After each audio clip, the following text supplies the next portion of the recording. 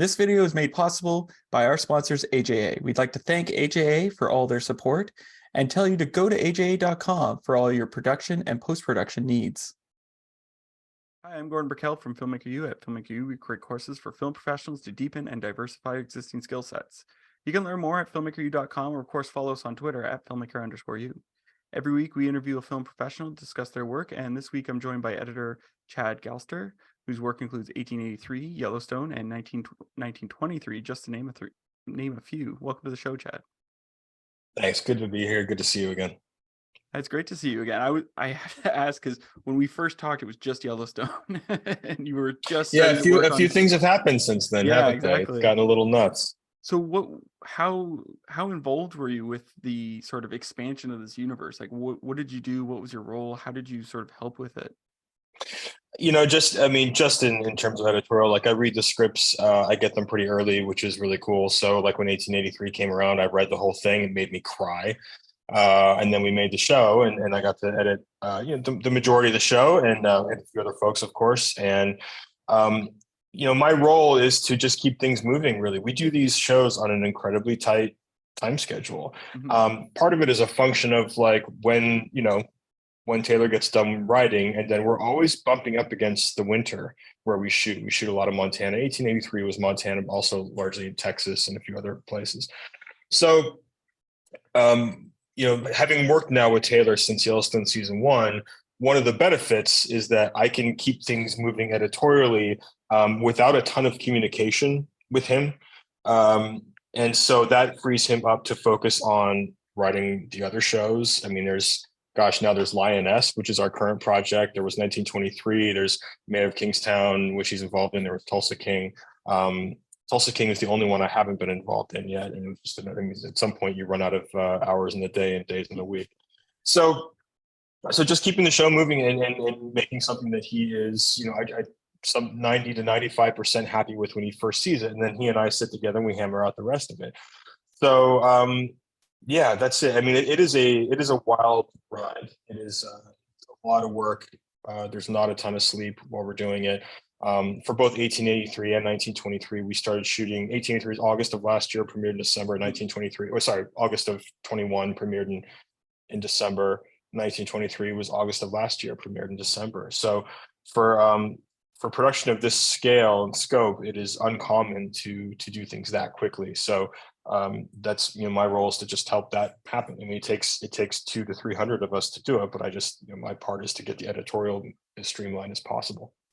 Now, because you talked about Taylor will be off shooting something or working on something, then comes back and meets with you to hammer things out. But like, I usually go to him, actually. I travel to wherever he is at the time. Yeah, that would probably make more sense. Yeah, he doesn't come out to my house to do it.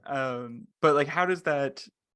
Because like, how much freedom do you have in there? Like, are you trying in your head? Are you trying to cut it the way he wants it, or do you cut it the way you want it, and you've slowly gotten on the same page as him? Like, how do you get in his head? I guess? It's a good question. I mean, the reason why he and I think have worked together so successfully for so long is that I see things the way he does for the most part already.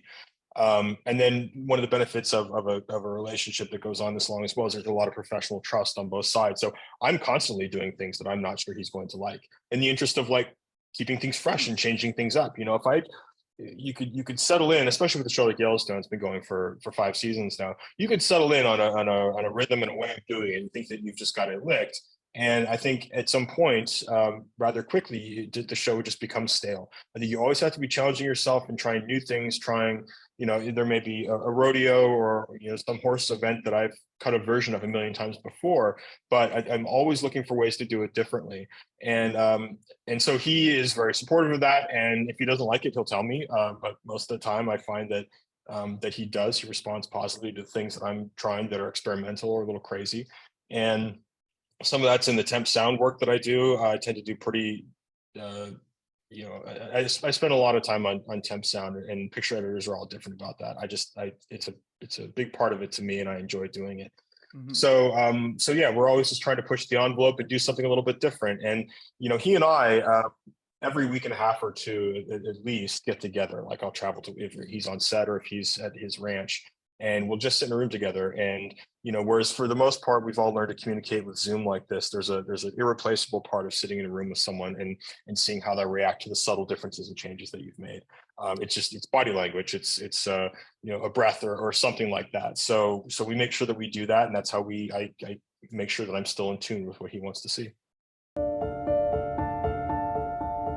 My friends and I would make little videos in our backyards, you know, imitations of Indiana Jones and Star Wars. You know, eventually that need to tell stories became more of a technical interest and an interest in the art. To me, what's exciting is using cinema in its full potential, which is rhythm and sound design and music. Our job is to set up expectations and then deliver on them. I'm Brian Cates, and this is my course in film editing.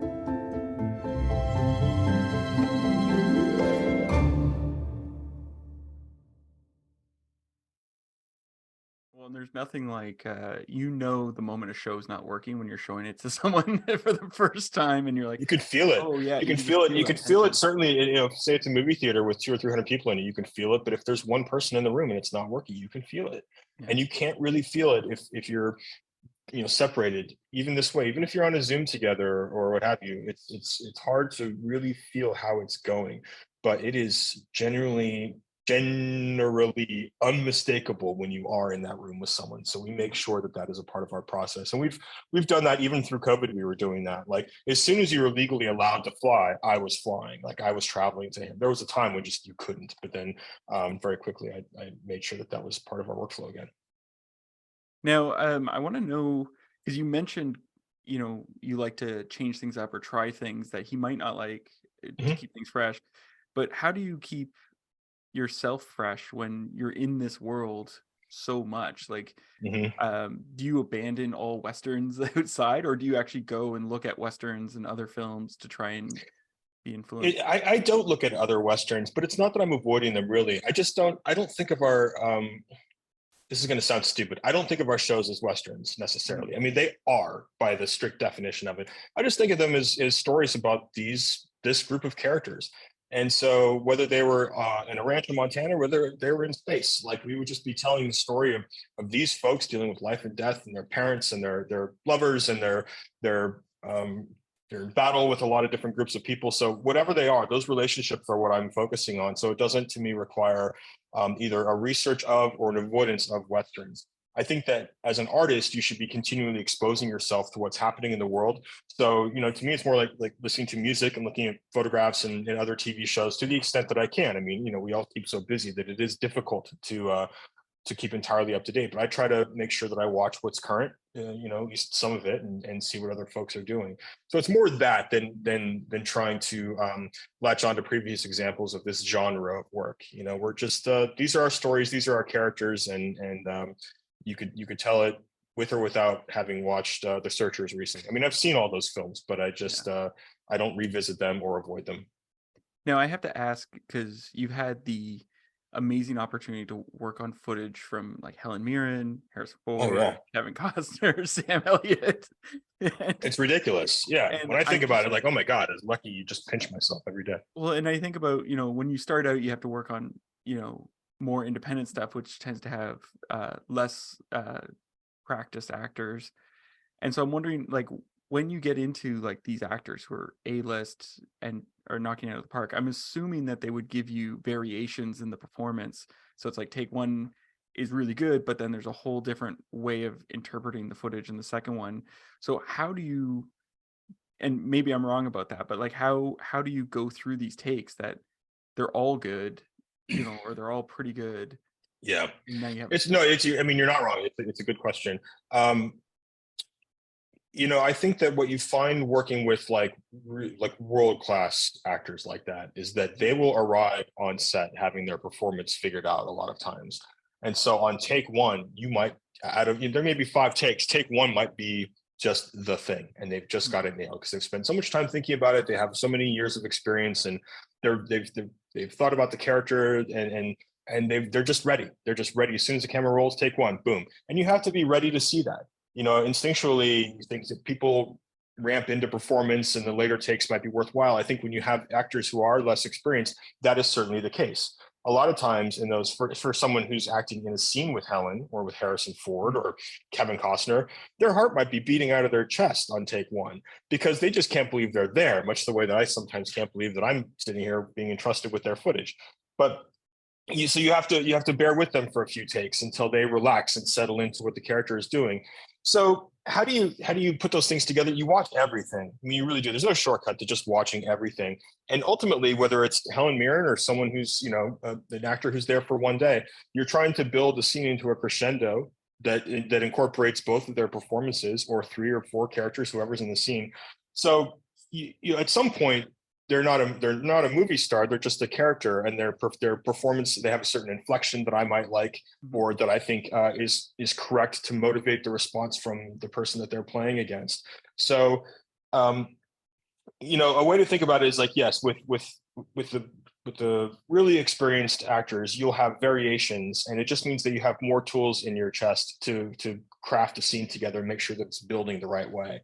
And it comes from their confidence and their willingness to try things and to be wrong about something and like go down a path that maybe doesn't lead anywhere. So yeah, the variety is really helpful, but ultimately you're trying to craft a scene no matter what, no matter who's in it. And they just give you they tend to give you more ways to do it, and they'll come up with something in a performance that you hadn't even thought of. Like, oh wow, I want that to be the spine of it. We're gonna have everyone else like vibe off of what Helen is doing in the scene, you know, and all of a sudden it changes the character of it. So it's often embarrassment of riches. It's really fun, and it makes the job really, really fun and exciting, and it just makes you want to do your best to do justice to what they're giving. Now I have to ask, because when, you know, I talked to someone from Game of Thrones and they had like a spreadsheet trying to keep track of the different storylines going through. And when we started, it was just Yellowstone, but now we have 1883, 1923, all these offshoots. Sure. So do you have something like that in your edit suite to make sure that, like, okay, I know that when this character's nephew or whatever gets to here, then we have to set these things up, or how does that work?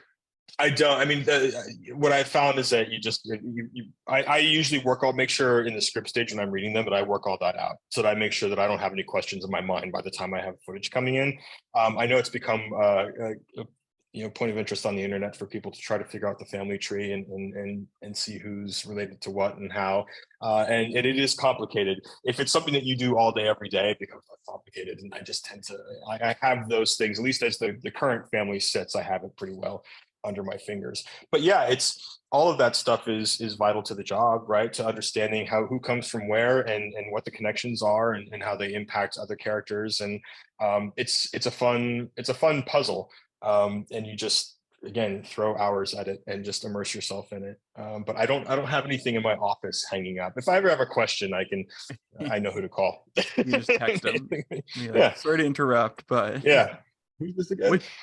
No, the original prequel, the first prequel, had a narrator, and what went into the decision of keeping that narrator? Was that like something that sort of happened in post, or is that something that was just written in from the very first draft? And I, you know, I won't speak for Taylor on this because he has his own reasons, and I've never asked him actually why we continue to have Isabel in 1923.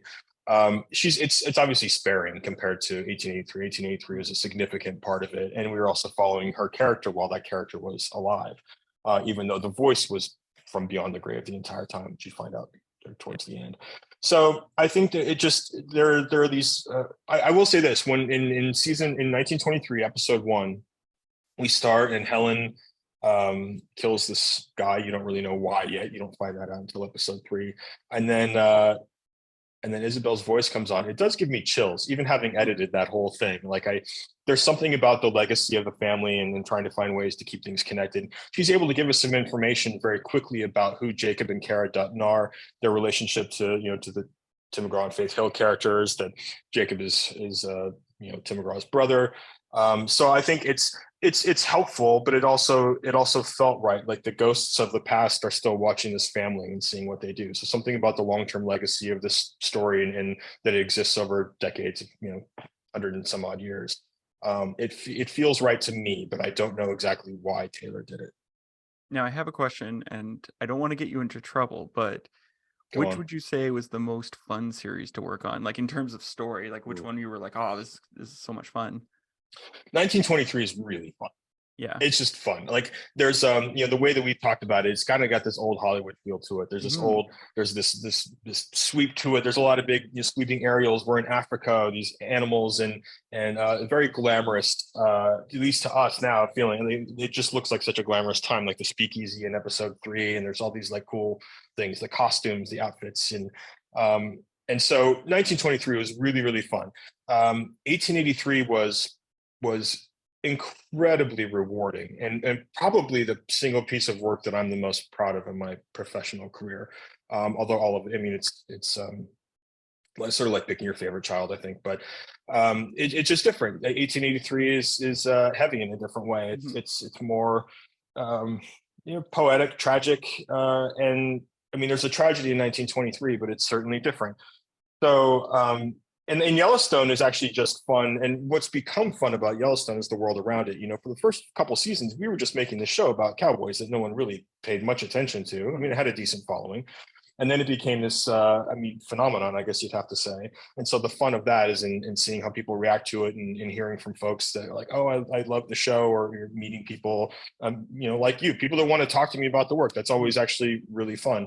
So they each are rewarding in their own way, but 1923 just maybe it's just because it's the most recent, had this energy to it and an excitement to it that was a lot of fun. We really enjoyed it. I mean, the time constraints made it incredibly difficult physically and to do it, but yeah, that's a fun one. What was it that made Yellowstone sort of just take off and become a phenomenon all of a sudden? Because like you said, like the first couple seasons, it was. And all of a sudden, my mother-in-law at Thanksgiving is like, "Have you been watching Yellowstone?" Same. I had people coming to me they were like, "Oh, I've seen Yellowstone. You saw Yellowstone, really?" And now it's somewhat, it surprises you if someone hasn't heard it, just because people have like put it out there. It's in the. I don't know, and I think if anyone said that they knew, they would do it every time, and I think you can't quite predict what's going to resonate with people. And I think what's unquestionably true is that COVID benefited us because people were poking around for shows that they might not ordinarily see. It was outside of the the Game of Thrones, like all those the Breaking Bads, all that kind of stuff. So you needed to have people sitting on their couches perhaps a little bit more and finding their way to it.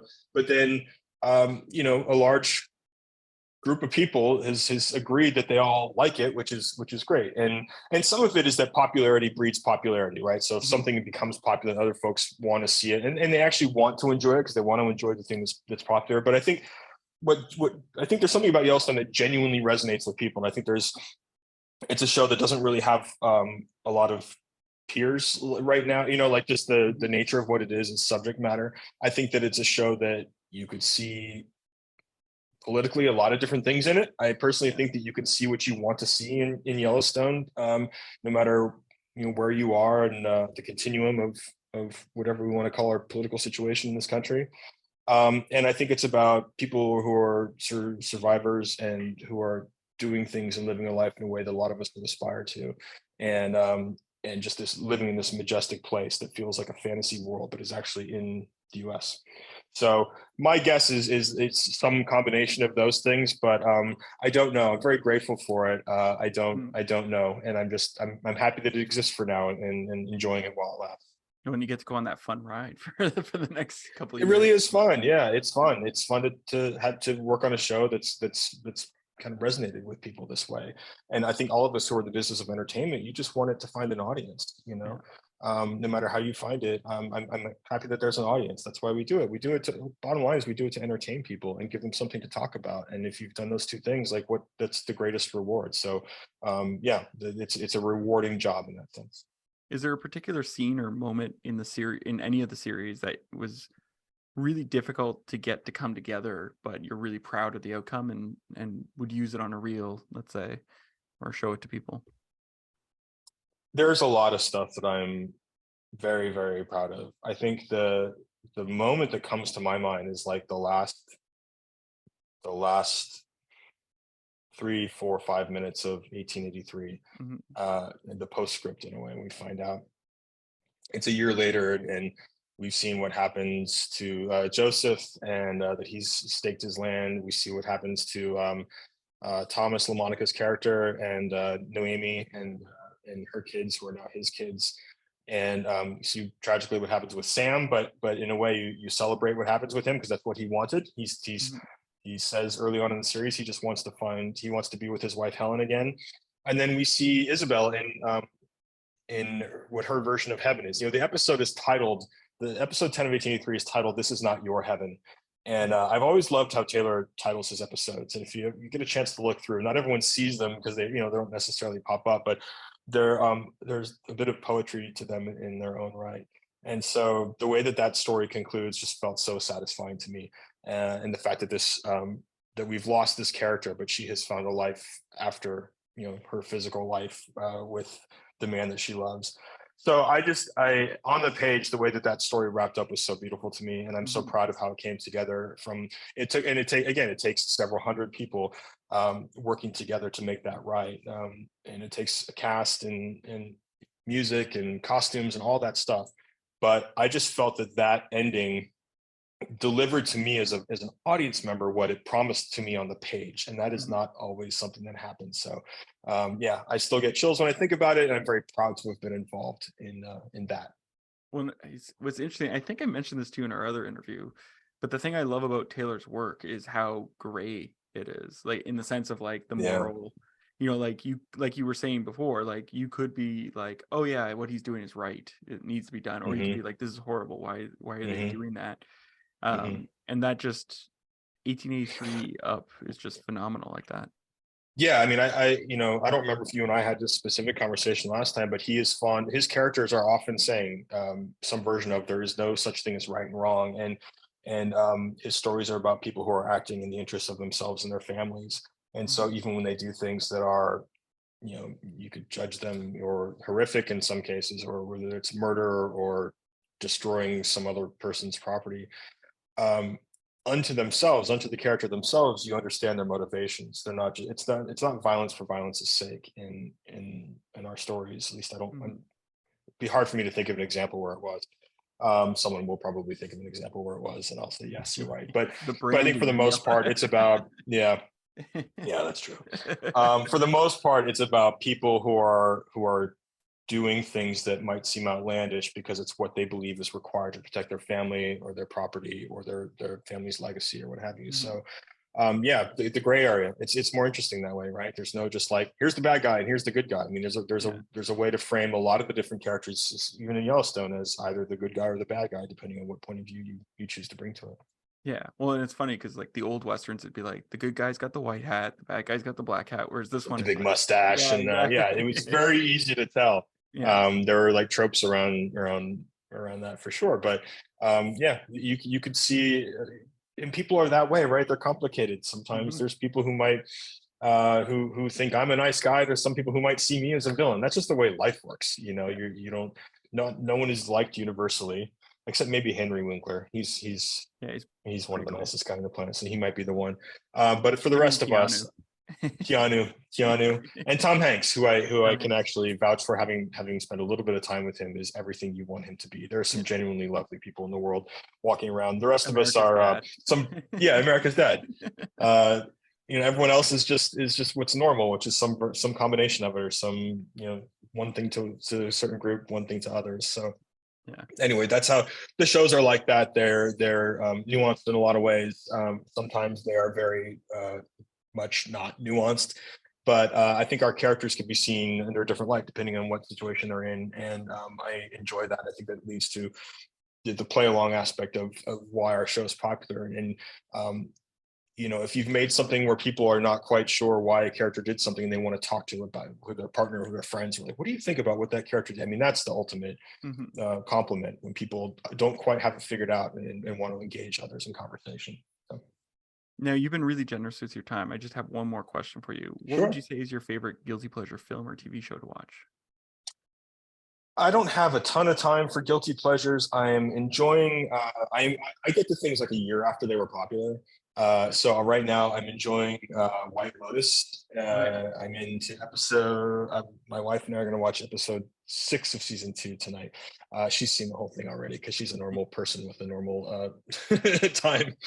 And I enjoy Succession, but I have I'm on season 3. There was some huge. I know someone really important died recently, and I've managed to not have any spoilers. So I do know I'll probably have to blow through it very quickly to get through and not do it. But I've always been that way. So. You just started Succession? I just started it like 2 weeks ago. My wife's like, please just start watching it. It's a great show. But I've always been that way. When I was when I was in film school, my favorite show was 24, but I would never watch it as it aired because I didn't have time. I would wait until it was on DVD. Back then there was no streaming. This is 20 some odd years ago. And my roommate and I would just pick a weekend and we'd lock ourselves in the room, we'd order a bunch of pizza, and we'd watch all 24 episodes of 24 and just enjoy it all at once. And so anyway, I'm late to the game, but I enjoy great stories and great shows. I just don't often have time to experience them when they're out. And you helped pioneer binge watching. There you go. Yeah, it was binge watching before we had a name for it. Yeah. Thank you so much for letting me interview today. My pleasure. Great to talk to you. Yeah. And that's it for this week, everyone. Make sure to check us out at filmmakeru.com or of course on Twitter at filmmaker_u. I'm Gordon Burkell. Thanks for watching. This video is made possible by our sponsors, AJA. We'd like to thank AJA for all their support and tell you to go to AJA.com for all your production and post-production needs.